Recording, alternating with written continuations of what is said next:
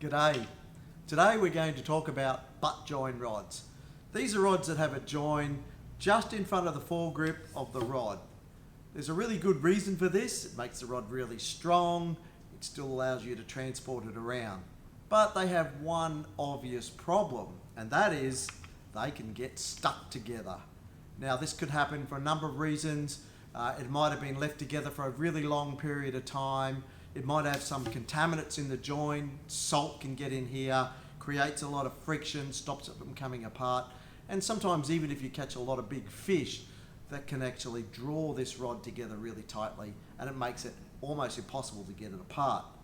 A lot of times the obvious solution is to grab this first guide to add leverage so that you can pull it apart, and that's a really bad thing to do.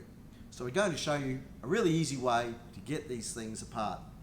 And the trick here is use one of these little rod wraps. Now, oftentimes your rod will have one of these in the bag with it, but you can buy one of these. Shimano, Daiwa, or various aftermarket companies make them.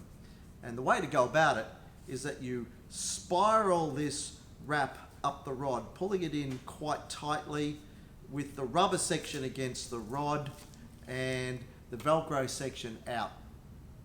Now you've got something really grippy to hang on to, and because you've spiraled this around, if you twist this top section with that spiral, it'll actually spiral tighter and grab the rod, and you can hold the butt section and you can pull it apart. Makes the job pretty simple. Now that came apart because this rod comes apart.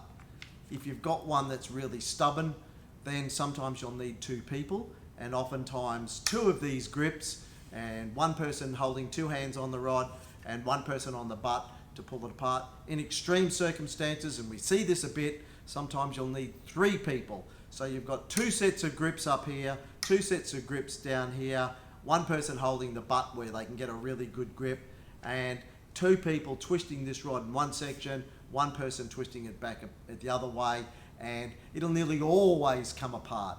And that's the trick for today. Cheers. Thanks for watching.